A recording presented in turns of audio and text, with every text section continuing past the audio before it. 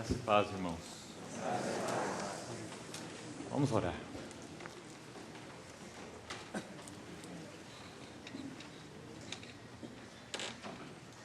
Pai, em nome de Jesus, nós temos confiança de nos achegar a Ti, porque sabemos que no Teu Filho fomos aceitos, somos Teus, rebanho do Teu pastoreio.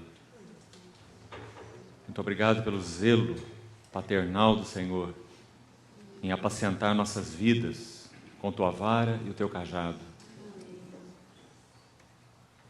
Elevamos nossos olhos para Ti uma vez mais nessa noite, esperando ver com mais clareza algo mais da beleza do Senhor e sermos por Ti mesmo atraídos.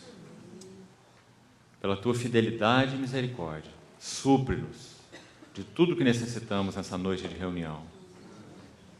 Abre o nosso entendimento para compreendermos as Escrituras. Nós esperamos tudo de Ti. Em nome de Jesus. Amém.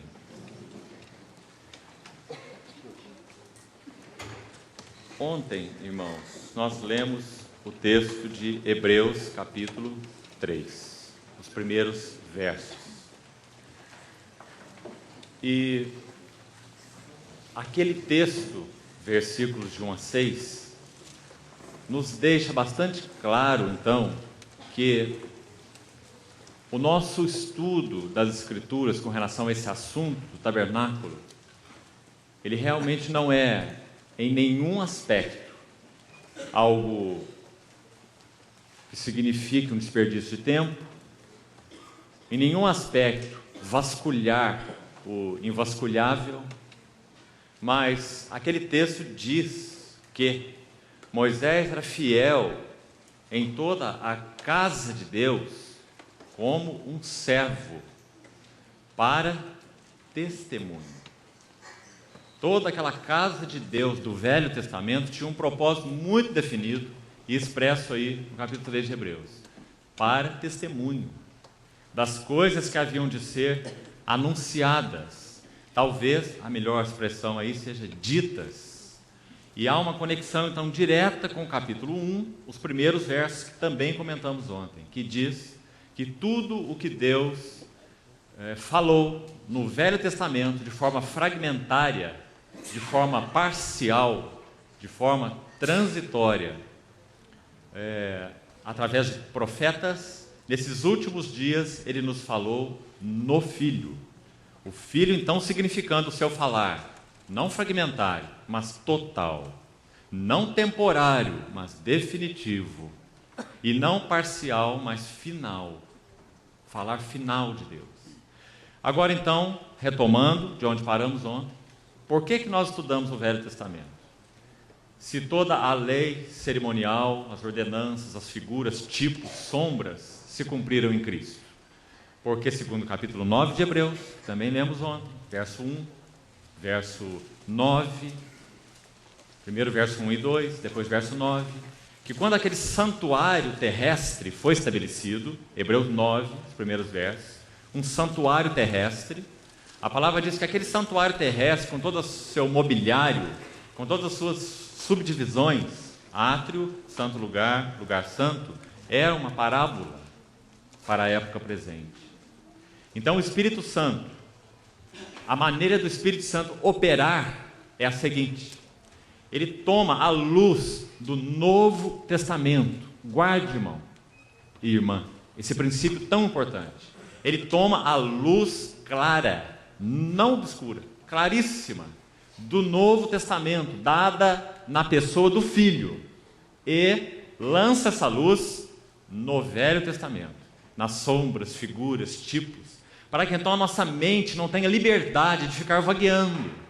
Eu acho que esse item, eu acho que aquele item, quem sabe quando Deus falou aquilo, Ele quis dizer aquilo, e você vai começar a usar as metáforas de forma toda desordenada, sem consistência e sem embasamento na doutrina estabelecida do Novo Testamento. Quanto isso é perigoso. Então, quando o Senhor estabeleceu aquela construção da casa do Velho Testamento, ele está usando aquela casa como uma parábola, para que agora, com a luz clara, plena, definitiva do Filho, como diz Hebreus 1, nós possamos ver a casa. Ver a casa com a base da doutrina do Novo Testamento. Ver a casa do Velho Testamento com a luz do Novo Testamento. Por quê? Repetindo o que eu já disse ontem. Porque, irmãos, a linguagem espiritual, ela é muito elevada para nós. Então, o Senhor nos trata, por mais maduros que sejamos, nós estamos em processo de avançar com Ele. E só naquele dia diante dele nós compreendemos, 1 Coríntios capítulo 13, os últimos versículos. Então, naquele dia eu conhecerei como também sou conhecido. Mas até lá, nós estaremos sempre caminhando em parte. Lembra como Paulo diz lá, 1 Coríntios 13? Hoje conhecemos em parte, profetizamos em parte. Então conhecerei naquele dia como também eu sou conhecido. Então uma das maneiras mais usadas pelo Senhor para nos ministrar esses detalhes da linguagem, dos fatos, das realidades espirituais e do caminho da experiência espiritual é usar a figura. Assim como, também disse ontem, Nosso Senhor usou a linguagem de parábolas, falando para os discípulos que eles iriam conhecer através dela a linguagem do reino dos céus. A vós outros é dado conhecer o mistério do reino dos céus, mas a vós pequenino rebanho, ao qual o Pai agradou em dar-vos o seu reino. Então nós devemos realmente nos sentir muito privilegiados, porque o Senhor guardou para nós o Velho Testamento. Ele guardou para nós aquele falar na lei, nos profetas e nos salmos, como também citamos ontem, Lucas 24. Você se lembra? Os irmãos estiveram aqui ontem, Lucas 24, 44, 45, tudo o que de mim, o Senhor Jesus disse, está escrito na lei. Isso inclui o Êxodo, onde está o nosso assunto do tabernáculo, né? Também Números, a lei, 5 livros. O Senhor falou tudo que de mim está escrito na lei, nos profetas e nos salmos. Então não há dúvida nenhuma de que nós não estamos perdendo tempo, nós estamos atrás de mirabolâncias, nós queremos ver Cristo. E através da luz do Novo Testamento, sermos ensinados como crianças que somos, na nossa pequena compreensão, para que nós vejamos os detalhes da glória desse grande Cristo. E vejamos detalhes da jornada espiritual que nós somos chamados para ter com Ele, porque Ele é o nosso discipulador. Ele é aquele que diz, tomai meu jugo, aprendei de mim. Então Ele tem muitas crianças como nós para serem ensinadas. Então Ele vai nos ajudar através de linguagem tão simples, metafórica, mas tão clara. Então que o Senhor nos ajude nesses dias. Como eu disse, mesmo que em princípios, mesmo que panoramicamente, é só o que podemos fazer, e sei que isso é bastante. Antes de você dar um voo rasante numa floresta, é melhor que você dê um sobrevoo, por um bom tempo, para que depois você entre nos detalhes. Quando você monta um quebra-cabeça de 1000 peças, e você retira de lá uma peça, você pode olhar a peça o dia todo, o ano todo, a vida toda, e você não vai compreender o sentido daquela peça. Mas quando você coloca a peça no quadro, aí você vê como ela é importante, onde ela se encaixa, né? Então, o Espírito de Deus é o mestre em abrir as Escrituras para nós e nos dar o valor devido de cada verdade, o seu lugar, o fato espiritual envolvido, como essa verdade se aplica na nossa jornada espiritual, no nosso caminhar com o Senhor, e como Ele faz isso de maneira tão maravilhosa, no caso do nosso estudo, através do tabernáculo. Então nós vamos procurar ver diversos aspectos, como falei ontem, inclusive esse caminho do crescimento espiritual, através do tabernáculo. Embora talvez não façamos isso ainda hoje, mas se o Senhor permitir, faremos nos próximos dias. Gostaria então que nós abríssemos agora em Êxodo capítulo 25.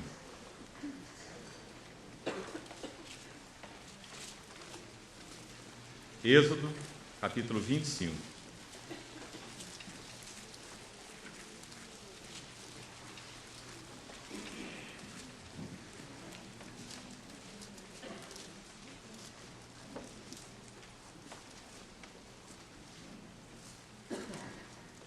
Vamos ler a partir do versículo 1.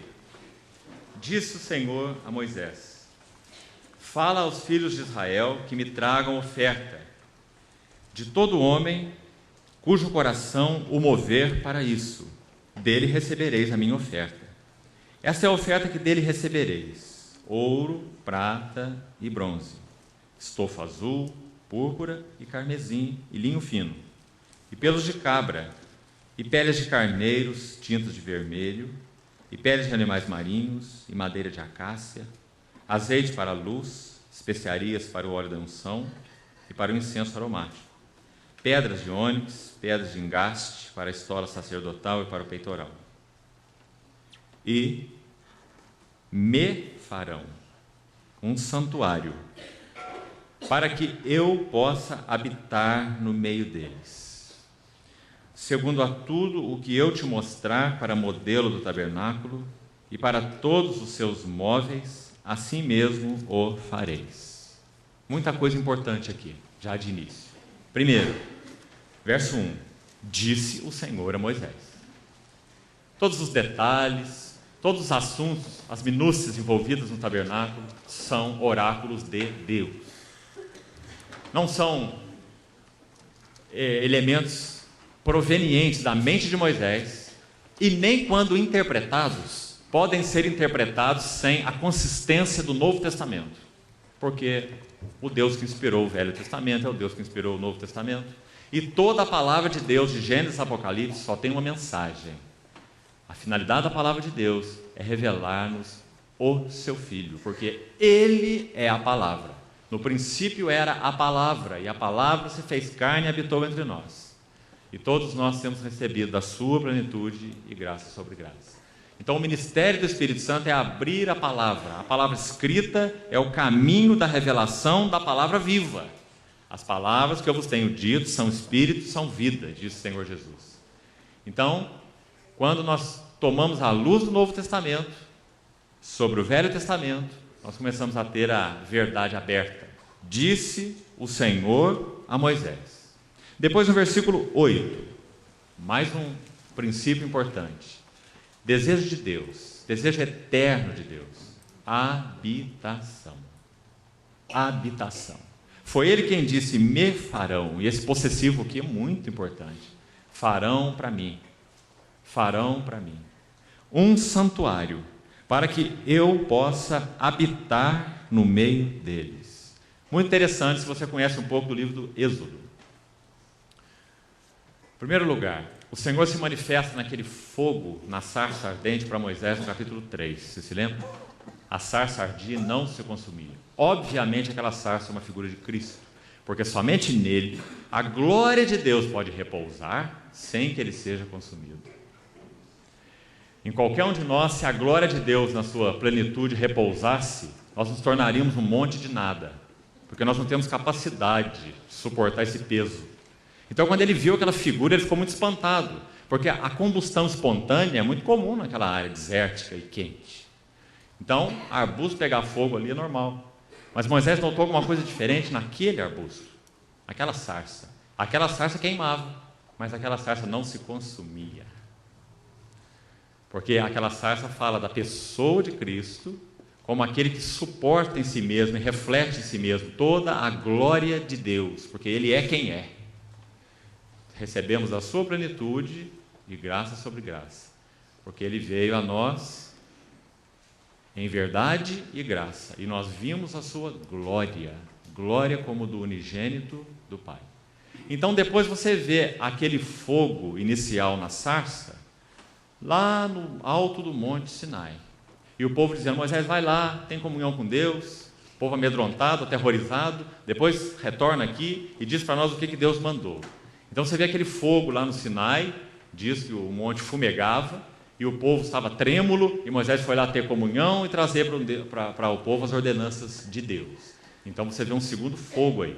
O fogo agora sai da sarça, e o fogo agora se manifesta de uma maneira mais plena no Sinai. Mas irmão, o fogo da sarça trouxe para Moisés aquela incumbência pessoal, aquela revelação pessoal, aquela convicção para Moisés de que o Deus com que ele lidava, o Deus que havia chamado a ele, quando estava lá na corte do faraó, era o Deus inextinguível. Por isso, quando Moisés pergunta qual o seu nome, como ele responde? Eu sou. Simplesmente eu sou. O Deus inextinguível. o Deus inesgotável, o Deus incriado. Depois daquele fogo no monte, e Moisés sobe para ter comunhão com Deus, e o povo diz, estamos aterrados e trêmulos, né? E Moisés foi quem teve aquela comunhão. Mas então você vê o terceiro passo agora, o fogo entre o seu povo. Então você vê aquele fogo que comissionou Moisés, aquele fogo que trouxe uma revelação do caráter de Deus para o povo, a lei do Sinai, mas agora um passo além.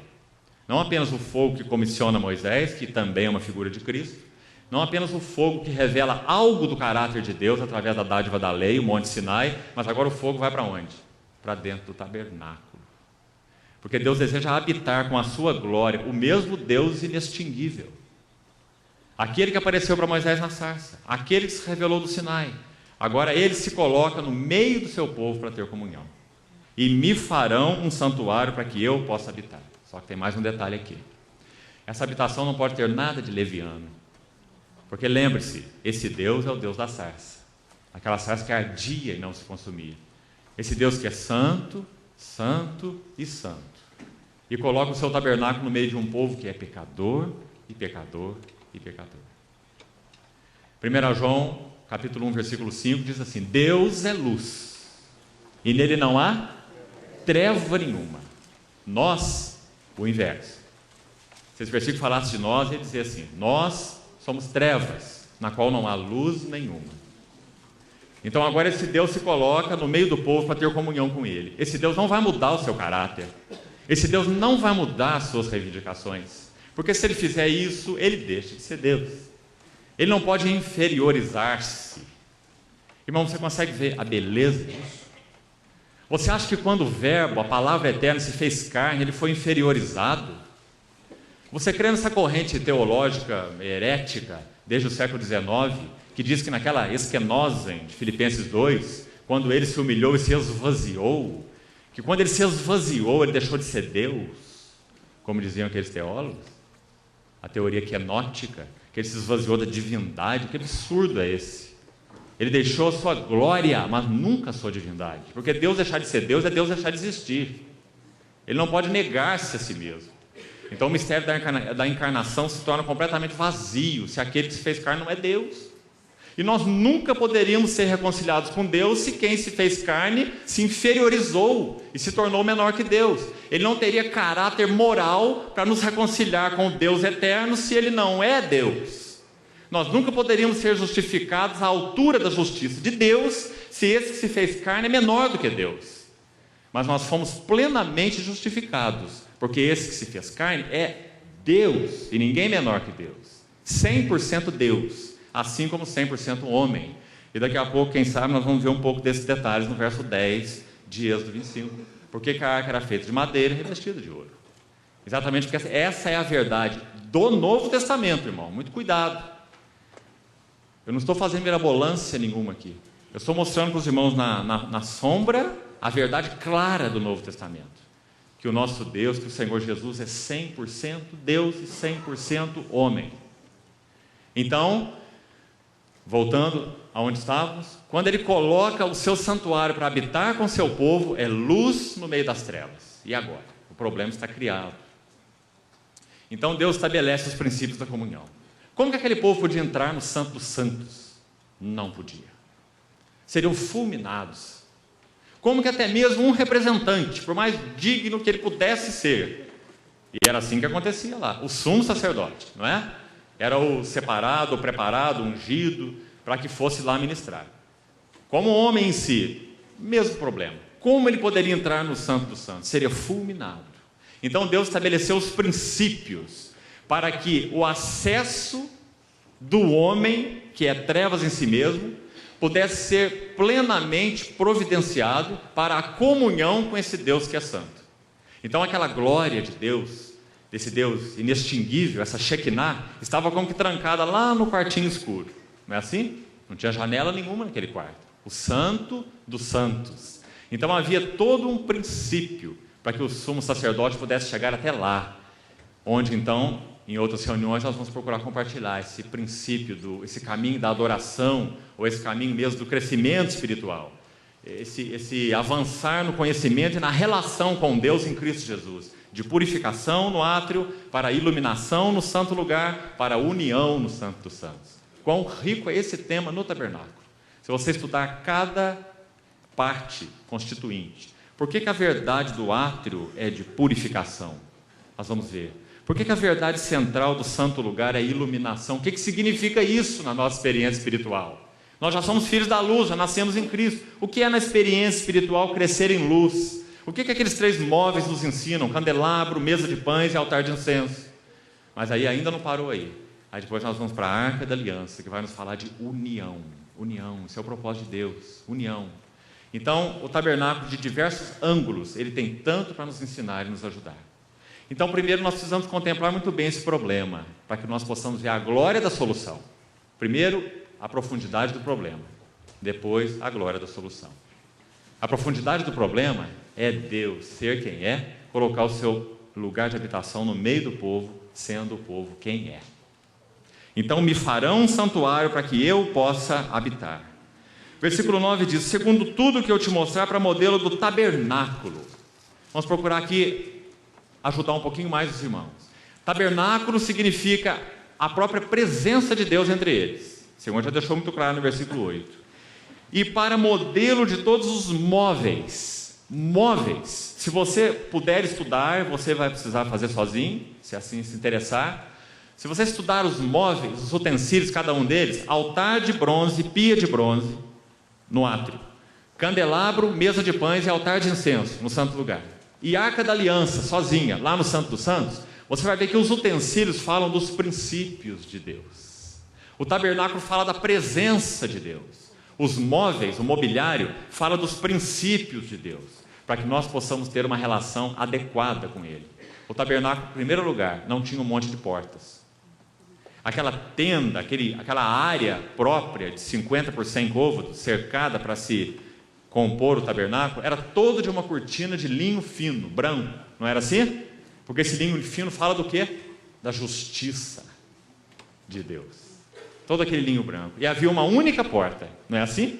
Não havia porta lateral. Não havia porta do fundo. Havia uma única porta, na frente. E aquela porta era o Senhor pediu aqui no versículo 4, estofo azul, púrpura, camesim e linho fino. Está vendo? No verso 4. Esses eram os 4 elementos constituintes, tecidos e trançados entre si, daquela porta. Imaginem uma área aí de 50 por 100 côvados, com uma única porta, como essa aí, trançada com esses 4 elementos. Óbvio que o Senhor está nos falando algo de forma muito clara. Depois, lá na Nova Aliança, em João capítulo 10, nos tempos, então, do verbo em carne, em João capítulo 10, o Senhor Jesus disse assim: eu sou o quê? Em João 10? Eu sou a porta das ovelhas. Não tem como ser mais claro, mais explícito. Aquele povo que praticou sacrifícios dos animais sendo levados aqueles anos todos para ser sacrificado naquele lugar, não é? Na verdade, quando João começa o Evangelho, irmão, capítulo 1, versículo 14, vamos abrir aqui um pequeno parêntese, rapidinho. Abra aí em João 1,14. Ele usa uma palavra muito linda ali. Quando diz assim, João é o autor que, acima de tudo, foi usado pelo Espírito Santo para nos falar sobre esse terceiro terreno da nossa relação com Deus. Purificação, iluminação e, por último, união. João foi aquele homem que Deus usou de forma muito especial para nos ajudar nesse segredo da união com Cristo. Permanecei em mim e eu permanecerei em vós. João usa a palavra permanecer na epístola dele, 5 capítulos, 1 João, 5 capítulos. Ele usa a palavra permanecer mais de 22 vezes. Será que nós temos dúvida qual que é a palavra-chave de 1 João? Habitai, habitai, habitai, permanecei, não é? Então em João, Evangelho 1,14, diz assim: o verbo se fez carne e habitou. Essa palavra habitou, ela é derivada, ela é a palavra correspondente da palavra hebraica para tabernáculo.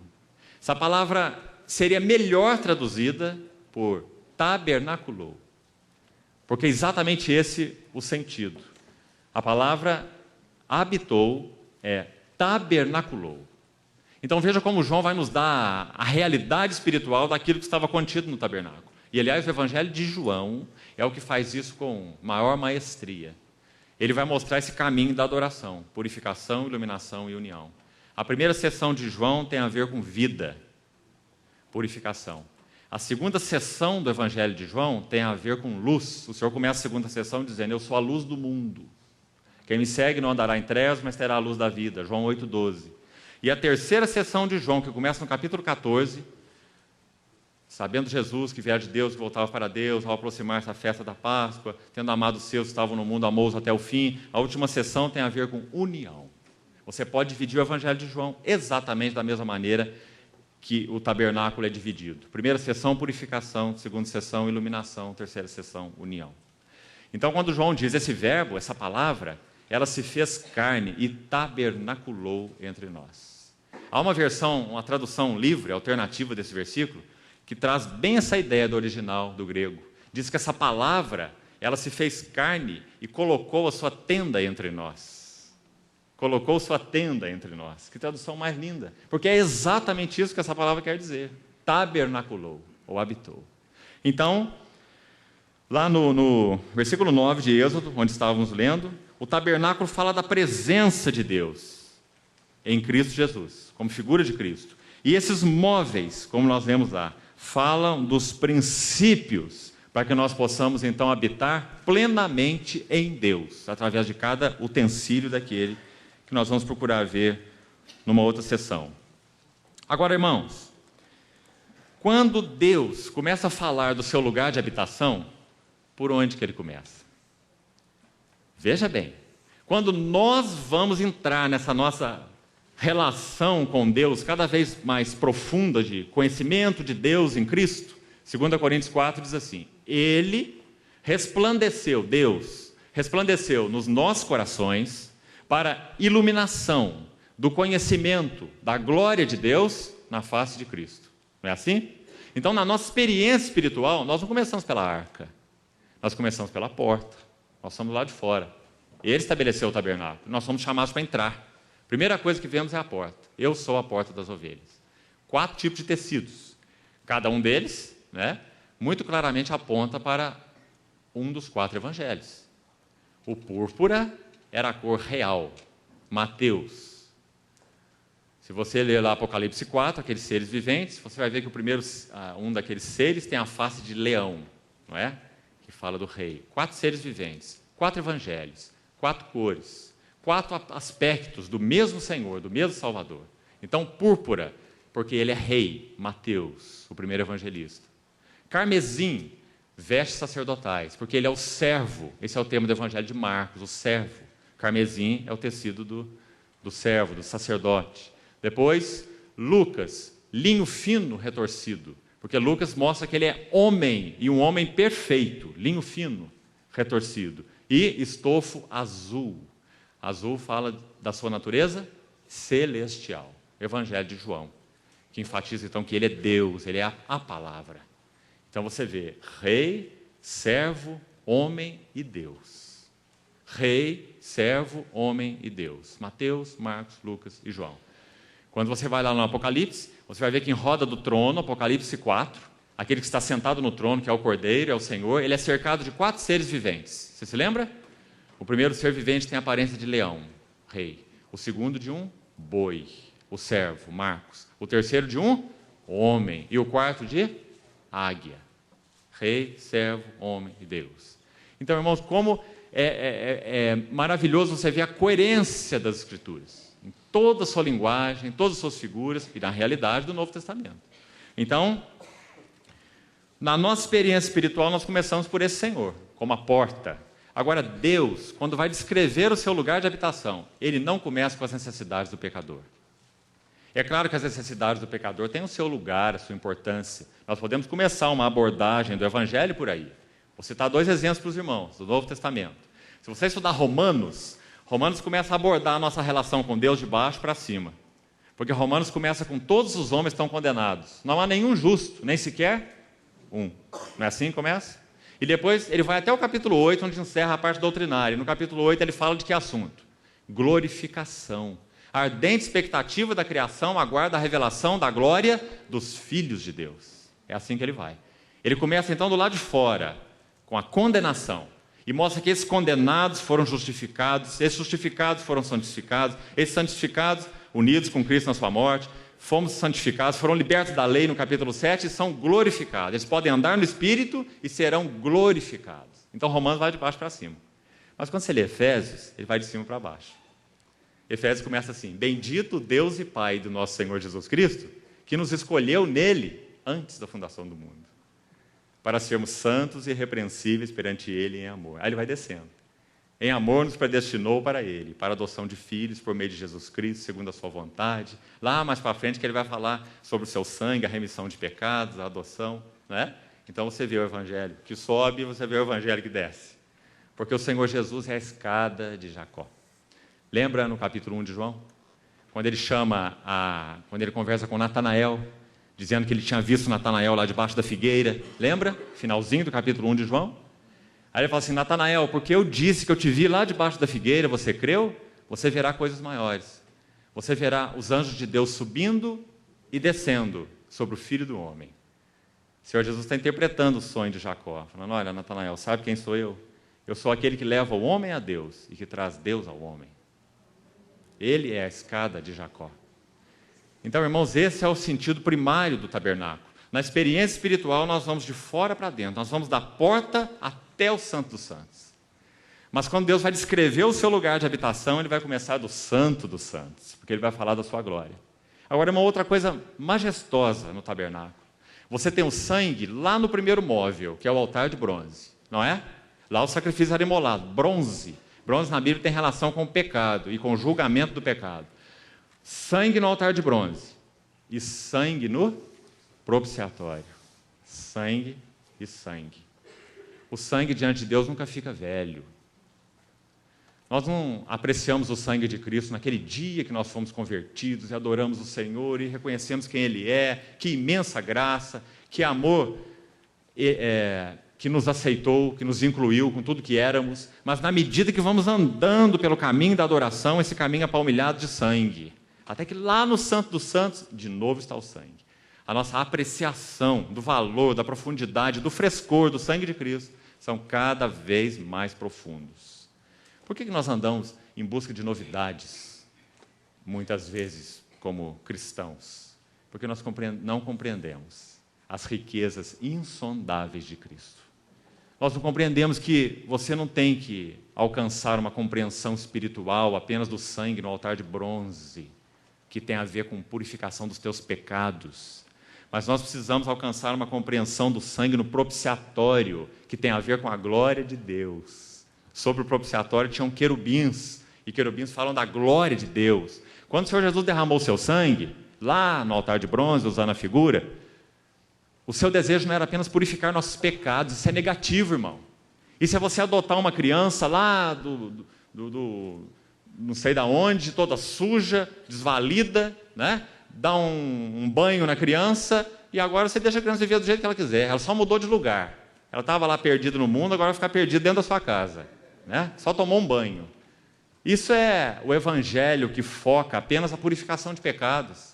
O Senhor nos adotou como filhos. Não apenas deu banho através do novo nascimento. Ele quer imprimir em nós o seu caráter. Aprendei de mim que eu sou manso e humilde de coração, para que ele seja o primogênito entre muitos irmãos. O bem de Deus para nós é predestinados para serem conformes à imagem do seu Filho. Contemplando a glória do Senhor, somos transformados de glória em glória na sua própria imagem. Você já leu Romanos 3, 23 com cuidado? Você quer abrir, por favor, esse versículo? Você já leu com cuidado? Esse versículo contraria aí o que eu penso seria a lógica do nosso raciocínio. Porque se todos pecaram, todos precisam de perdão. Não é assim? Se a ênfase do Evangelho é pecado, então a resposta total do Evangelho é perdão. Mas esse versículo não é abordado assim. Porque ele toca o propósito de Deus. Santo dos santos, glória, querubim, sangue lá no propiciatório. Então Paulo em Romanos 3, 23, por exemplo, ele diz assim: porque todos pecaram e estão destituídos, Ou, outras traduções, carecem. Mesmo sentido. A palavra no original tem esses dois sentidos. Exatamente porque eles estão destituídos, eles carecem. Não é? Eles perderam algo, então eles carecem de algo. O quê? Perdão? Perdão de pecados? Purificação? Não. Glória de Deus. Está vendo? Sangue no altar de bronze, purificação. Sangue no propiciatório, restauração da glória de Deus. Romanos 3:23. Agora, irmãos, qual tem sido o nosso lugar na experiência espiritual? O Senhor nos ajuda a poder ver isso. Se nós estamos ali, quem sabe, girando em torno do altar de bronze, altar de bronze, altar de bronze, pia de bronze, ou se nós temos compreendido agora um terreno mais profundo. Se você quiser colocar a natureza tríplice do homem dentro do tabernáculo, eu não preciso nem dizer como você vai fazer, né?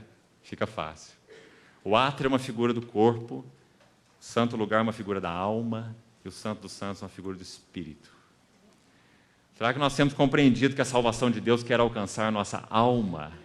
E quando estudarmos o terreno da experiência espiritual, você vai ver em que aspecto o candelabro tipifica a nossa alma, que aspecto da alma é tipificado pela mesa de pães e que aspecto da alma é tipificado pelo altar de incenso.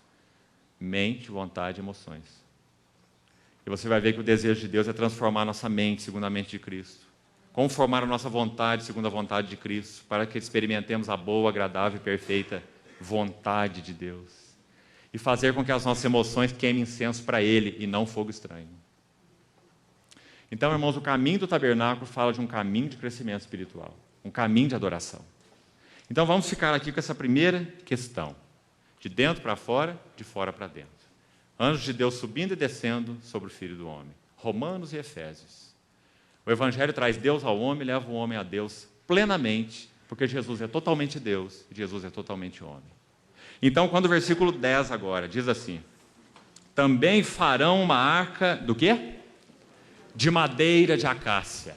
É muito claro na tipologia das Escrituras do Velho Testamento que a madeira tipifica a natureza humana. E da mesma maneira é muito claro na linguagem do Velho Testamento que o ouro, que está lá no verso 11, de ouro puro a cobrirás, por dentro e por fora, o ouro tipifica a vida, a natureza e a glória de Deus, muito claramente.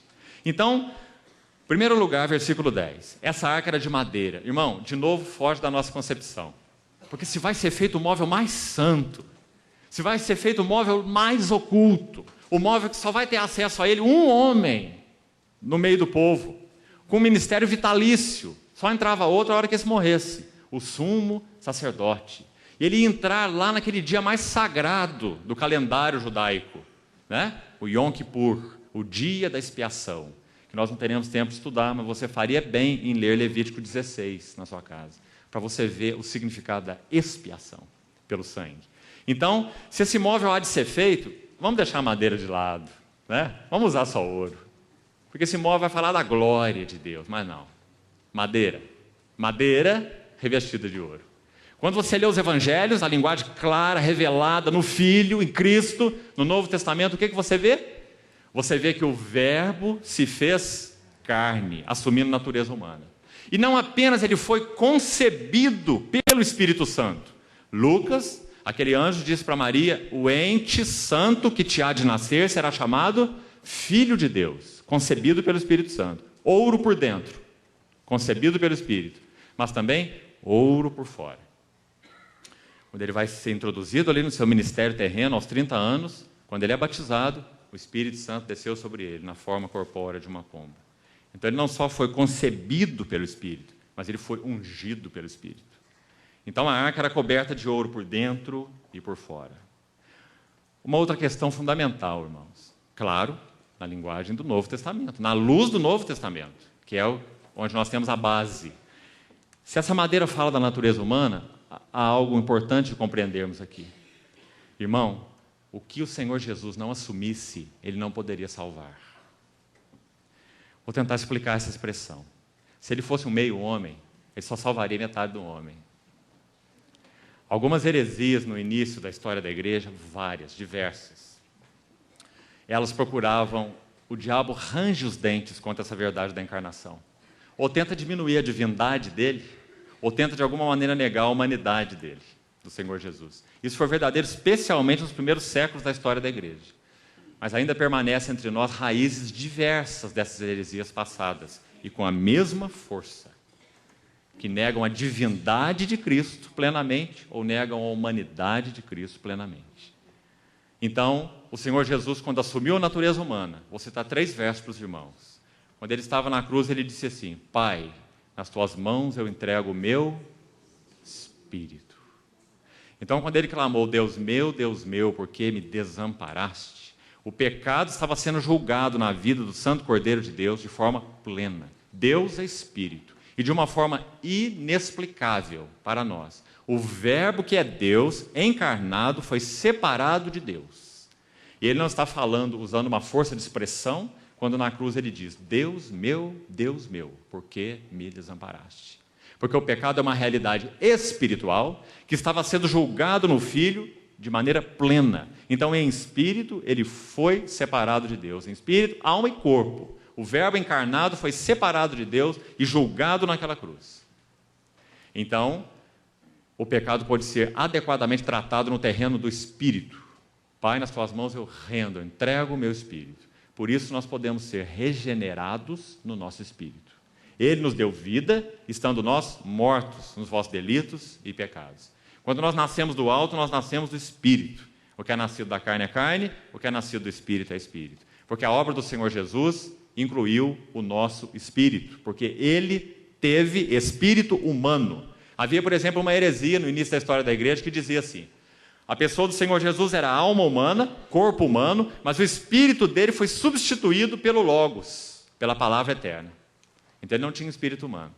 Esse espírito dele era o Logos, a palavra eterna. Errado.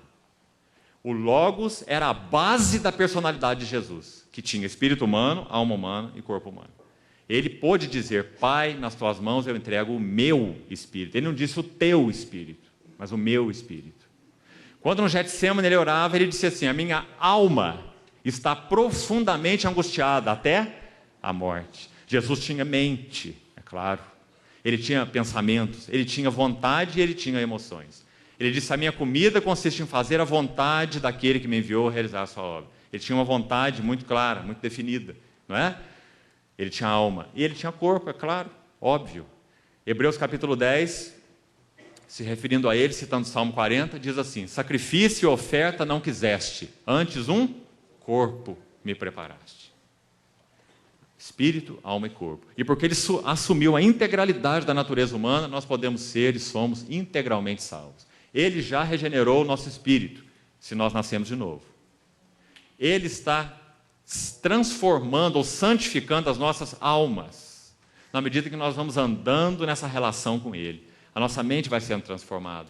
Nós vamos pensando os pensamentos de Deus. Ele vai nos livrando de ansiedades, de temores, de preocupações. Ele vai afinando a nossa mente com Ele. Transformai-vos pela renovação das vossas mentes. E quanto isso é libertador para nós. Salvação das nossas almas. Não apenas regeneração do nosso espírito. Porque o Senhor assumiu toda a natureza humana. E no final, o propósito final da salvação de Deus qual é? Preparar, glorificar os nossos corpos para poder habitar com Ele integralmente, como seres integrais que somos, espírito, alma e corpo, por toda a eternidade. Então o livro do Apocalipse chega a dizer que nós teremos frontes. A alma não tem fronte, né? Nem espírito. Mas em Apocalipse 22 diz que nas frontes dos seus servos estará escrito o nome dele. Os seus servos o servirão e contemplarão a sua face. Com a nossa face, contemplaremos a sua face. E não haverá então um privilégio maior. Nós estaremos integralmente, espírito, alma e corpo, servindo ao nosso Senhor. Sabe qual vai ser a nossa ocupação na eternidade? Não vai ter nada de monótono lá. Você não vai ser mais burro lá do que é aqui. Né? Nenhum de nós. Nós estaremos crescendo e crescendo e crescendo no conhecimento da glória de Deus em Cristo Jesus, porque o dia que a criatura, mesmo que glorificada, está glorificada, mas ainda é criatura. Está glorificada, mas ainda é desse tamanho.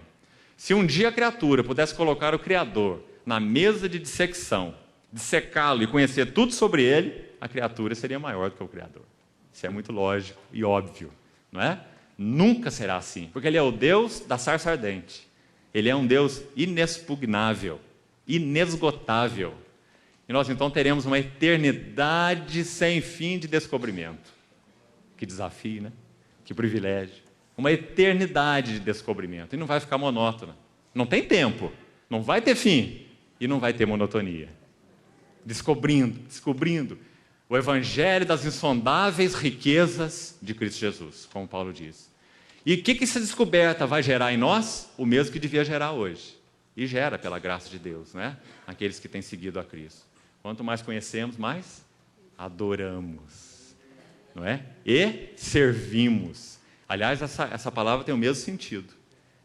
Latria, ou latreia, no latim, de onde vem idolatria. Né? Adorar ídolo, idolatria. Essa palavra latreia significa adorar e servir. Adorar e servir é a mesma coisa. Servir a Deus não é que você é empregado de Deus, que agora você se converteu, você tem uma missão para fazer. É que você é um adorador. Então você serve. E servir é teu privilégio. Né? Essa vai ser a nossa ocupação na eternidade. Adoradores que servem, porque contemplam. A chave está lá. Contemplarão a sua face e o servirão. Então, irmão, o Senhor nos chamou para essa contemplação. E quando Ele vai descrever o tabernáculo, Ele começa pela sua contemplação. Este é o meu Filho amado, em quem eu tenho todo o meu prazer. Então, se Ele vai falar do tabernáculo, Ele não podia começar de outro lugar. Ele tinha que começar da arca. Também farão uma arca de madeira de acácia. De 2,5 côvados será o seu comprimento, de 1,5 côvado a largura, de 1,5 côvado a altura. Por que meias medidas? Não porque Senhor Jesus, seja meio. Ele é o verbo que se fez carne. Mas na sua encarnação. Na sua encarnação. Por causa desse significado limitante da encarnação. Ele assumiu natureza humana. E quando ele estava em Samaria, ele não podia estar em Jerusalém. Ele teria que estar só em Samaria. Ele estava limitado, restrito pela natureza humana. Então ele diz assim, o Pai é maior do que eu. Você se lembra? Não porque ele é menos Deus, mas porque ele está na limitação de um corpo humano. E em João capítulo 10, verso 30, ele diz assim, eu e o Pai somos um, porque ele é quem é, porque ele é Deus. Então quando você olha a arca, você vê que a arca tem meias medidas. Essas meias medidas se referem a essa limitação, essa autorrestrição do Filho assumindo a natureza humana. Eu e o Pai somos um. Então a arca tinha meias medidas. Depois o verso 11 diz, de ouro puro a cobrirás, por dentro e por fora. Cobrirás e farás sobre ela uma bordadura de ouro ao redor. Fundirá para ela 4 argolas de ouro, para que ela fosse transportada, né? E as porás nos 4 cantos da arca, 2 argolas num lado, 2 argolas no outro lado. Farás também varais de madeira de acácia, os cobrirás de ouro. Meterás os varais nas argolas aos lados da arca. E vamos extrair aqui um outro princípio. Para se levar, por meio deles, a arca. Que coisa, irmão. Essa revelação de Deus em Cristo, nos eternos propósitos de Deus, a glória da revelação de Deus em Cristo, seria depositada sobre um povo. Um povo particular, não sobre o mundo todo, de jeito nenhum. Mas aqueles que o Senhor Jesus disse em João 17, que rogava por eles, rogo por eles, não pelo mundo, mas por aqueles que me deste do mundo, porque eles são teus. E não apenas por esses que estão aqui próximos de mim, mas por todos aqueles que vierem a crer em mim, pela palavra que vos tenho falado. Então, o Senhor Jesus colocou o seu testemunho sobre a igreja. O que você lê em Efésios 3,10? Efésios 3,10. Para que, pela igreja, a multiforme sabedoria de Deus se torne conhecida dos principados e potestades nos lugares celestiais. Agora, observe um detalhe aqui. Vamos ser bem práticos aqui na metáfora. Imaginem 4 pessoas levando a arca. Os varais estão passados ali do lado da arca. E ela tem que ser carregada. 4 homens. Imaginem 2 da frente do meu tamanho e 2 da frente de 1,70 m. 2 atrás de 1,70 m. A arca ia escorregar pelo varal, né? Então os 2 da frente tinham que dar um jeitinho ali de se encolher um pouco e os de trás tinham que andar lá com o peitinho bem estufado, né? Quem sabe até meio na ponta do pé. Irmãos, para que o testemunho de Cristo seja pleno na vida da igreja, nós precisamos que os nossos ombros sejam nivelados, para que Ele tenha toda a preeminência. Nosso problema é que nós queremos esticar o nosso ombro de Saul acima do ombro dos outros. Isso prejudica o testemunho do Senhor na vida da igreja. A arca deve ser transportada de forma equalitária. Filipenses, por exemplo, vai nos ajudar nesse princípio, dizendo assim: cada um de nós deve considerar-se os outros superiores a si mesmo, para que o testemunho de Cristo seja vívido.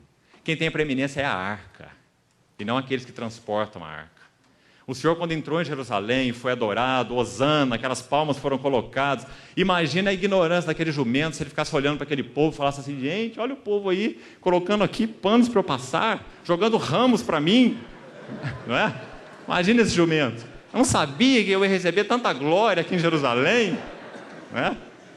Nós somos só o jumento. A glória do rei que está sobre nós. As palmas não são para nós. As vestes não são para nós. E hosana ao que vem o nome do Senhor também não é para o jumento. É para aquele que está sobre o jumento. Então, irmãos, a arca era transportada dessa maneira. Mas nós precisamos ver a beleza dos propósitos de Deus em colocar o testemunho do Filho no ombro de homens.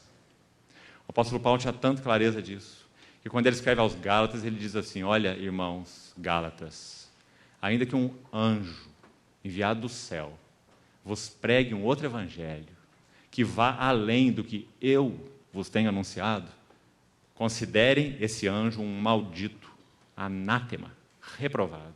Tal era a convicção que Paulo tinha. Aquele evangelho que ele pregava era o evangelho de Deus em Jesus Cristo, confiado para o testemunho de homens. Quando ele chamou Paulo, ele deixou isso claro para Paulo. Ele falou: você é para mim um vaso escolhido para levar o meu nome entre os gentios. Então Deus depositou o testemunho de Cristo em ombro de homens. Isso não se restringe, obviamente, aos ministérios fundamentais na casa de Deus, é claro. Ele depositou o testemunho dele sobre você, irmão. Vós sois o sal da terra, vós sois a luz do mundo. Aquele que me segue não andará em trevas. Aquele que me segue, todo que me segue, mas terá a luz da vida. Que privilégio. A arca transportada por homens como nós. E esse é desejo de Deus. Ele podia pregar o evangelho de outras maneiras. Ele podia enviar anjos do céu. Ele podia estabelecer um tape records celestial. Enfiava lá o CD lá, né? E todo mundo ia escutar, por toda a terra. É fácil para Deus fazer isso. Mas não. Ele colocou o seu testemunho em homens, para que essas vidas redimidas, transformadas, conformadas a Ele, pudessem refletir algo da beleza de Cristo. Quando Paulo escreveu as epístolas, ele escreveu epístolas, ele não escreveu tratados. Graças a Deus pelos homens que puderam, de alguma maneira, nos ajudar nas teologias sistemáticas, mas tome cuidado com elas, porque não tem nenhuma teologia sistemática na Bíblia. Quando Paulo foi escrever para os santos que ele amava, ele não escreveu nenhuma teologia sistemática. Ele escrevia epístolas. Porque a vida de Deus passa por vidas humanas. O trabalho de Deus passa pelo homem. Não é questão de compreensão intelectual de verdades sistemáticas, mas é questão de se relacionar com aquele que nos amou. Com aquele que diz: tomai o meu jugo e aprendei de mim. Eu sou manso e humilde de coração. Sabe, irmão, como eu estava dizendo a respeito do jumento, nunca se iluda. As pessoas não têm contato com você por causa de você. Se você tem seguido fielmente a Cristo, as pessoas terão contato com você por causa daquele que está em você. Por causa de Cristo. Graças a Deus por isso. Há pouco tempo estávamos juntos com alguns casais em uma cidade de Minas, Sete Lagoas. E no final de um encontro de casais, nós pudemos ouvir testemunhos ali muito preciosos. Inclusive de uma irmã que perdeu um filho e estava enferma de depressão, sem sair do seu quarto escuro, já por quase 2 anos. Ainda não conhecia o Senhor. E a última vez que ela foi buscar ajuda numa pessoa que a estava orientando, essa pessoa era uma psicóloga cristã, essa psicóloga deu uma receita para ela, que já tinha dado outras vezes. E ela, tão desesperada e dependente dos remédios que tomava para dormir, ela foi desesperadamente à farmácia levar aquela receita, sem nem ler a receita. Entregou a receita na farmácia, o farmacêutico pegou aquela receita, olhou, ou o funcionário olhou, achou estranho: mas isso aqui acho que não é remédio. Aí chamou o responsável, o farmacêutico veio, olhou na receita, a receita estava escrito assim: Hebreus 11:1. Ela não conhecia o Senhor, ainda. E ela ficou muito irritada. Ela ligava para a psicóloga e o celular não atendia. Ligava e brava, ligava, o que é isso que ela está fazendo comigo? E ela foi para casa, já sendo aí há alguns meses acompanhada por essa psicóloga. E ela chegou em casa ali meio desesperançada e foi abrir a sua Bíblia. E ela abriu a Bíblia em Hebreus 11:1. E ela relatou assim para nós ali: irmão, eu estava sob efeito de medicamentos e muito fortes, faixa preta para dormir, quase 2 anos sem sair do quarto escuro, a não ser para ir nas consultas, arrastando pelo chão, não tomava banho. O dia que eu abri a minha Bíblia e pus o dedo em Hebreus 11:1 e comecei a ler a respeito da fé, ora, a fé é a certeza de coisas que se esperam e a convicção de fatos que não se veem. Ela diz assim, eu comecei a sentir algo em mim que eu nunca havia sentido. Um gozo, uma alegria. Alguma coisa estava acontecendo comigo. Alguma coisa estava entrando em mim. E ela foi lendo Hebreus. Ela não sabia, mas naquele momento ela estava sendo regenerada, nascendo de novo. O Espírito Santo estava usando a palavra de Deus para gerar vida num espírito morto. Ele nos deu vida estando vós mortos nos vossos delitos e pecados. E o instrumento mais eficiente para fazer isso é a palavra de Deus. Então aquela irmã continuou lendo os textos e depois ela foi dar um pequeno testemunho no final. Ela disse assim, sabe, irmão, a cidade aqui é pequena, as pessoas quase todas nos conhecem. É nessa cidade. E muitas amigas têm chegado para nós, para meu marido e eu, alguns com a mesma experiência de perdas drásticas e de situações similares, e têm dito assim, olha, nós queremos o que você tem. Olha, nós queremos o que você tem. E ela segue o Senhor, ainda não tem 3 anos, que ela foi convertida ao Senhor. Então, irmãos, o impacto do testemunho da vida de Cristo, não apenas vida que regenera, mas vida que flui do espírito para a alma, e vai enchendo a alma, e ganhando a alma. O que o Senhor Jesus diz em João 17, né? Pai, como és tu, eu em ti, e como és tu em mim, também sejam eles em nós. Essa comunhão, para que o mundo creia que tu me enviaste. Sabe que não é isso que realmente nós precisamos, irmãos? Esse frescor, esse poder de testemunho, realidade espiritual. Não é? Deus nos chamou para isso em Cristo Jesus. Realidade espiritual, maior realidade espiritual, maior relação com Ele, para que a vida dele permeie tudo que há em nós. Por que nós trancamos com chaves os quartos secretos para que Ele não entre? Do que nós temos medo? Nós achamos que o Senhor vai nos violentar? Nós achamos que o Senhor vai abusar de nós? Ele é o Cordeiro manso. Ele é aquele que vasculha o nosso ser com mãos hábeis. Ele é aquele que Hebreus diz que tem aquela faca, aquela adaga afiada de 2 gumes e que sabe dissecar, penetra até o ponto de dividir alma de espírito, juntas e medulas, e conhece os pensamentos e propósitos do coração. O que Ele quer fazer conosco? Ele quer tornar-nos a imagem do seu Filho. Formar o caráter do seu Filho em nós. Porque Ele sabe que é só e somente assim que nós encontraremos descanso para as nossas almas. A questão envolvida aqui não é regeneração. A questão envolvida aqui é transformação. Alma, descanso para as vossas almas. Se nós não compreendemos isso, nossa vida cristã tem um hiato insolúvel. Fui regenerado há uns anos atrás. Estou aqui, fazendo o que posso, para que quando o Senhor Jesus voltar, eu seja glorificado. Isso não é vida cristã. Nós fomos regenerados no passado e chamados para ser transformados. Irmão, entregue tudo que tem em você. Entregue tudo, para que você encontre descanso para as suas almas. Quanto tempo o Espírito Santo gasta conosco será, tentando nos mostrar a tolice de retermos vida, energia, propósitos, preciso disso, nunca vou ser feliz sem aquilo, se Deus não abrir aquela porta, eu nunca vou ser feliz, se Deus não fechar aquela outra, eu nunca vou ser feliz, se Deus não arrumar essa situação, nunca vai dar para mim, não é? Por quanto tempo nós vamos prosseguir assim? O desejo do Senhor é nos convencer que esse discipulado a Ele é um discipulado formativo.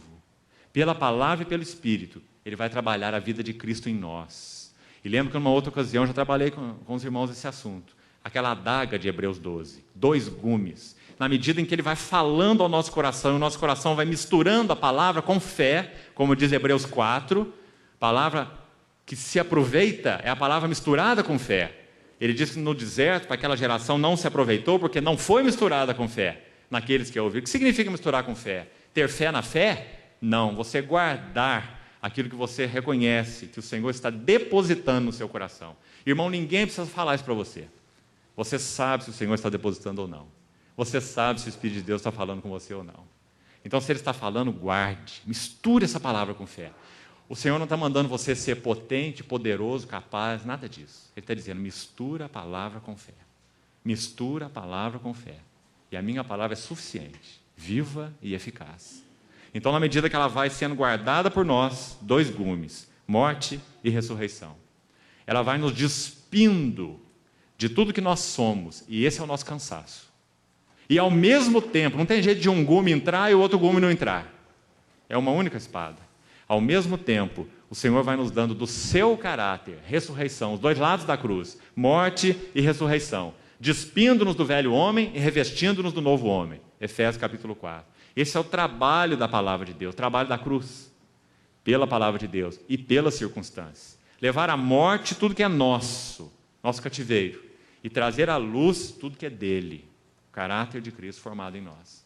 Então, esse é o propósito de Deus em Cristo Jesus. Então, esse levar o testemunho de Deus, levar a arca, é exatamente isso. Você compreende por que Paulo fala lá em Coríntios, 1 Coríntios 2, assim? Quer abrir, por favor, sua Bíblia? É um texto importante para você relacionar com esse versículo de Êxodo. Levar os varais, levar a arca sobre os ombros. 1 Coríntios 2, Paulo fala assim: eu, irmãos, quando fui ter convosco, fazendo o quê?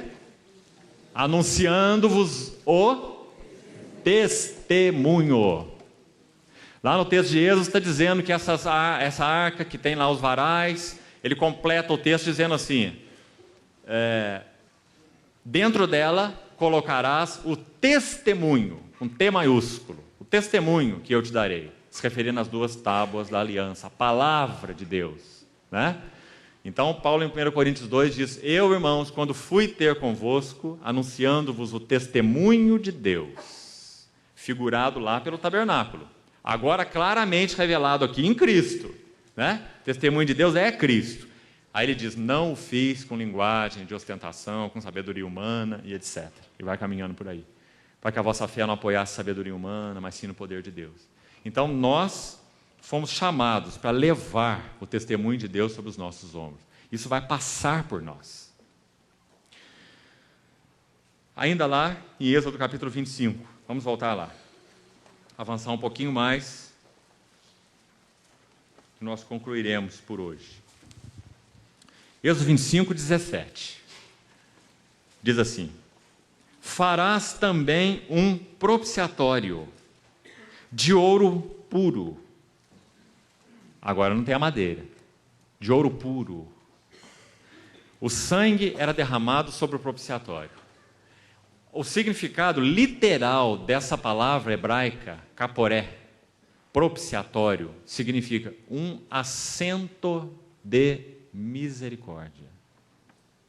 Um assento de misericórdia. A tampa da arca. Farás também um propiciatório de ouro puro, de 2 côvados e meio seu comprimento, a largura de 1 côvado e meio, porque era a tampa da arca. Veja bem aqui. O propiciatório fala muito claramente da obra do Senhor Jesus Cristo na cruz do Calvário, porque propiciação é exatamente o que ele realizou naquela cruz. Eu vou citar uns textos para os irmãos, nós vamos ter que fazer isso de forma rápida, para você anotar e ler depois meditativamente. Esse termo, essa expressão propiciatório, ela foi, a palavra que foi usada na tradução chamada Septuaginta, ou a versão dos 70, que é uma tradução grega do Velho Testamento. O Velho Testamento é hebraico, existe uma tradução grega do Velho Testamento, chamada Septuaginta, que usa a palavra ilasterion, para se referir aqui ao propiciatório, essa palavrinha aqui de Êxodo 25, 17. Farás um propiciatório, ilasterion. Sabe onde ela aparece lá em Romanos? Porque nós queremos interpretar, nós queremos ver qual é a realidade espiritual, o que isso fala de Cristo, né? Então vamos buscar essa palavra, a mesma aqui de Êxodo, lá em Romanos 3:25. Abra lá, por favor. Essa palavra, hilasterion, ela aparece somente 2 vezes no Novo Testamento. Uma em Hebreus 9, o texto que eu li ontem, que cita os elementos constituintes do tabernáculo, e lá fala do propiciatório, Hebreus 9:5. Mas essa menção não interessa para nós aqui no momento, porque apenas cita o propiciatório. Agora, Romanos 3:25 usa essa palavra. E diz assim: a quem Deus propôs, falando de Cristo, no seu sangue, como propiciação. A quem Deus propôs a quem? A Cristo. A palavra propôs aí é manifestou. Está dizendo que Deus manifestou publicamente que em Cristo Ele estaria fazendo propiciação. Esse é o sentido do versículo. A quem Deus propôs como propiciação. Agora, irmão, essa palavra hilasterion, aqui em Êxodo, se refere a um lugar específico, a tampa da arca, onde o sangue era derramado. Quando ela é usada em Romanos 3:25, ela é aplicada a Cristo. Então agora nós já temos a interpretação. Qual é o lugar? E usando a palavra lugar, óbvio, com reverência, porque Cristo é uma pessoa, né? Qual é o lugar, qual é o ponto de encontro único, de comunhão e de relação entre o homem e Deus? Cristo. Porque Deus propôs, Deus manifestou no seu sangue, o sangue era derramado aqui, sobre o propiciatório, né? Deus propôs no seu sangue como propiciação, um lugar de encontro entre Deus e o homem, único. Agora, essa mesma expressão, para você meditar depois, hilasterion. Se você pegar esse mesmo prefixo, esse hilas no grego, você vai ter 2 palavras correlacionadas aí. Uma é hilasmos, que se refere ao sacrifício que era oferecido aqui, cujo sangue era derramado aqui. Então o Novo Testamento também vai usar essa palavra.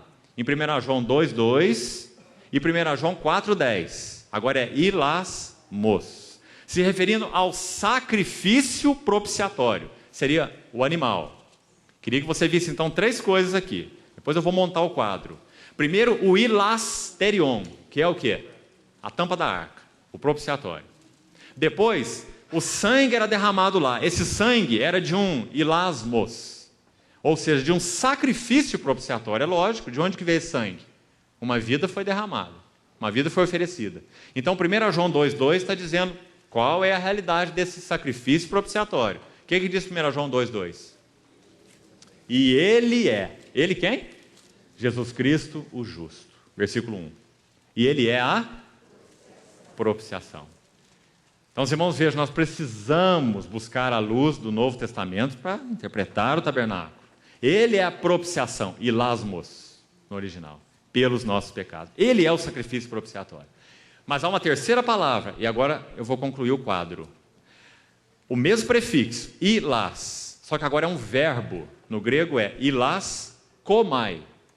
Fala de uma ação, de fazer propiciação. Abra Hebreus 2:17.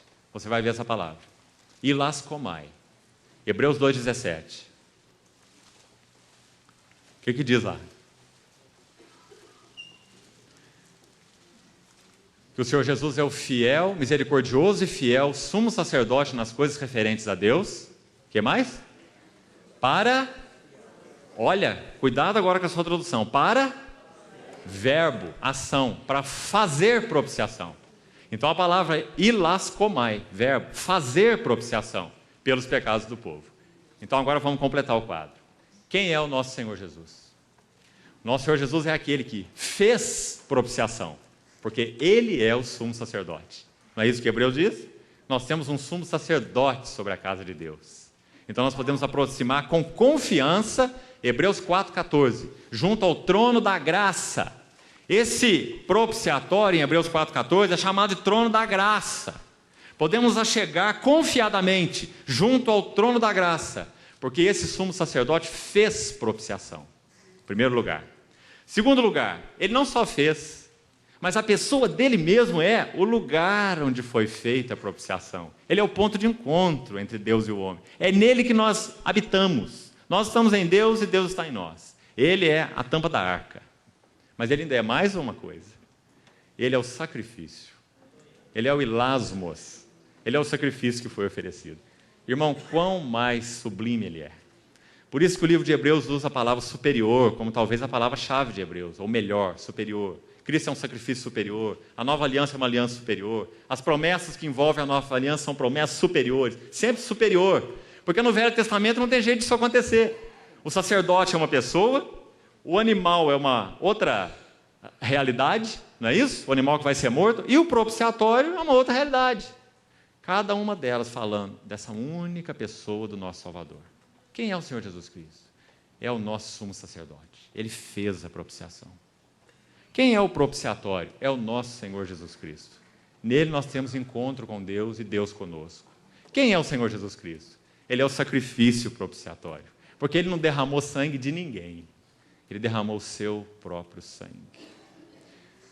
Quando Ele ofereceu aquele cálice antes da cruz, celebrando aquela última Páscoa, Ele disse assim: bebei dele todos. Isto é o meu sangue, o sangue da nova aliança. Quem está falando aí é esse hilasmos, o Cordeiro de Deus, que tira o pecado do mundo. Então, irmão, quando você olha esse propiciatório, você vai colher aqui tanta riqueza. Em primeiro lugar, ele era do tamanho da arca, não é? Porque se ele fosse menor, a tampa ia cair dentro da arca. Se ele fosse maior, ia sobrar uma beirada. Era do tamanho da arca. Por quê?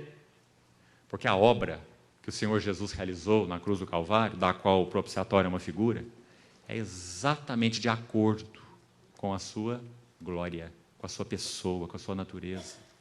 A obra é exatamente do tamanho dele. Por causa dele ser quem é, que a sua obra tem o valor que tem. Quem que realizou a expiação por nós? Aquele que é Deus, 100%. E aquele que é homem, 100%. Então essa obra de propiciação foi perfeita, porque quem a fez é perfeito. Você entende por que Paulo rejubila em Romanos 8, 31? Você já entendeu aquele texto à luz do propiciatório aqui, de Êxodo 25? Romanos 8, 31. Que diremos nós à vista dessas coisas? Se Deus é por nós, quem será contra nós? Aquele que não poupou, olha aí o hilasmos, sacrifício propiciatório. Aquele que não poupou o seu próprio filho, antes por todos nós o entregou. Não nos dará juntamente com ele todas as coisas? E agora ele faz 3 perguntas, como que exclamando, né? Quem tentará acusação contra os eleitos de Deus? Irmãos, se essa propiciação foi feita de acordo com a natureza dessa pessoa, que é filho de Deus, que é Deus com Deus, que é o verbo que se fez carne. Ele assumiu uma natureza humana plena, não um pedaço dela, mas espírito humano, alma humana, corpo humano. Então, quem tentará acusação e em que nível tentará acusação? Contra os eleitos de Deus, se é Deus quem os justifica. Por isso que ele disse lá atrás em Romanos 5, justificados, pois, mediante a fé, temos paz. Irmão, você consegue ter paz de outra maneira? Você acha que a sua consciência vai te dar sossego de outra maneira? A não ser que você veja o que foi feito nessa pessoa e creia, e tome posse disso pela fé. Quem tentará acusação contra os eleitos de Deus, se eles foram justificados à altura de Deus? Então, quando você estiver enfrentando qualquer tipo de acusação, seja você reconhecendo como partindo de dardos inflamados do maligno, ou ser da tua própria carne, não preocupa muito com a fonte, não. Mas você só diz assim: olha, vamos fazer o seguinte, esse problema aí de condenação, de acusação, não é comigo, não. Vai falar ali com o sumo sacerdote. Vamos ver o que ele te fala. Não é? Vamos ver a resposta que ele dá para você. A resposta está aí em Romanos. Quem intentará acusação contra os eleitos de Deus? É Deus quem os justifica. Depois uma outra pergunta: quem os condenará? Se é Cristo Jesus quem morreu. Você está vendo o que significou a morte do Senhor? Por que ele usa condenação relacionada com morte? Porque quando o Senhor Jesus morreu naquela cruz, aquela era a situação diante de Deus de assumir a condenação eterna. Deus meu, por que me desamparaste? Não é força de expressão, irmão. Ele estava assumindo a condenação eterna devido aos nossos pecados. Aquilo não é uma brincadeira. É o nosso Senhor assumindo a realidade espiritual do pecado, condenação. Então ele diz: quem condenará? É Cristo Jesus quem morreu. Ou antes, quem? Ressuscitou. Está à destra de Deus e intercede por nós, o sumo sacerdote. E a última pergunta qual que é? Quem nos separará do amor de Cristo? Ele começa falando da condenação, da acusação, da condenação, mostra como que isso foi resolvido, aí vai no alvo da justificação ou da propiciação. União. Quem nos separará do amor de Cristo? Será tribulação, angústia, fome, nudez, perigo, espada? Se não me engano, ele cita 11 coisas aí. Nada poderá nos separar do amor de Deus que está em Cristo Jesus, o nosso Senhor. E para concluir, queria lembrar você que nesse propiciatório haviam 2 anjos, querubins. E não precisa dizer que os querubins, na palavra, têm relação com a glória de Deus. É muito óbvio, né? Então havia querubim de um lado, querubim do outro lado. Glória de Deus. Observe que esses querubins estavam nas bordas do propiciatório com as faces voltadas para o propiciatório. Porque se eles estivessem olhando um para o outro, eles estariam vendo a sua própria glória. Porque os 2 são querubins. Então um diria assim para o outro, olhando para ele: nossa, como eu sou glorioso. Porque ele estaria vendo a glória dele lá no outro.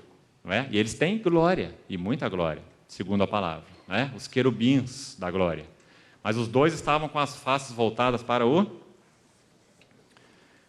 Pedro, capítulo 1, versículos 10 a 12. Vamos interpretar essa figura. 1 Pedro 1, de 10 a 12. E nós vamos terminar hoje por aqui. Irmão, esse é um texto magnífico. Paulo diz que os profetas, como Moisés, que nós estamos estudando aqui no Êxodo, como Elias, como Jeremias, como todos eles, os profetas de outrora, diz lá em 1 Pedro 1,10, foi a respeito dessa salvação, essa salvação que nos veio em Cristo Jesus, que os profetas indagaram e inquiriram. Não é assim que está escrito aí? Agora olha só, ele diz assim: os quais profetizaram acerca da graça a vós, outros, destinada. Porque Cristo é o cumprimento, é a realidade. Aí diz que eles investigavam atentamente qual a ocasião, quais as circunstâncias oportunas, indicadas pelo Espírito de Cristo, que neles estava. Aí não diz Espírito Santo, nem Espírito de Deus, embora é claro que há um só Espírito. Mas especifica, Espírito de Cristo. Você sabe por quê? Porque tudo que Moisés falou, tudo que Elias falou, tudo que Samuel falou, tudo que Davi falou, tudo que Jeremias falou, aponta para uma única pessoa. Não perca esse verso aí da sua Bíblia. O Espírito de Cristo neles estava. Quando você abre Gênesis, abre Êxodo, abre Levítico, abre Salmo, abre Jó, você tem que ver Cristo, do contrário você não viu nada da palavra. Cristo é a chave que abre todas as Escrituras, porque foi o Espírito de Cristo que falou nos profetas. Deus não tem outro objeto do seu amor. Deus não tem nada mais para nos falar, nem para nos revelar, a não ser Cristo. O Espírito de Cristo que neles estava. Aí diz, dando de antemão testemunho dos sofrimentos referentes a Cristo e das glórias que os seguiriam, morte, ressurreição. Não é isso? Agora o verso 12, o que é que fala? A eles foi revelado, que não para si mesmos, mas para vós profetizavam as coisas que haviam de ser anunciadas. Por aqueles que, pelo Espírito Santo enviado do céu, vos pregaram o Evangelho. Agora, como termina esse texto? Coisas essas que anjos anelam perscrutar. Você está vendo por que os 2 querubins tinham a face voltada para o propiciatório? Porque o alvo dos querubins não é só a própria glória, mas anjos anelam perscrutar. A palavra lá significa abaixar e ver por dentro. Qual é a realidade, o conteúdo daquilo? Anjos anelam perscrutar. Então, vamos parar por aqui hoje. A arca e o propiciatório falam da pessoa e obra de Cristo. Decidi nada saber entre vós, senão Cristo e este crucificado. Pessoa e obra. Arca e propiciatório. Senhor, nos ajude, irmãos, a entendermos essas verdades espiritualmente, para que possamos encontrar o descanso envolvido nelas, no Senhor. Amém. Vamos orar.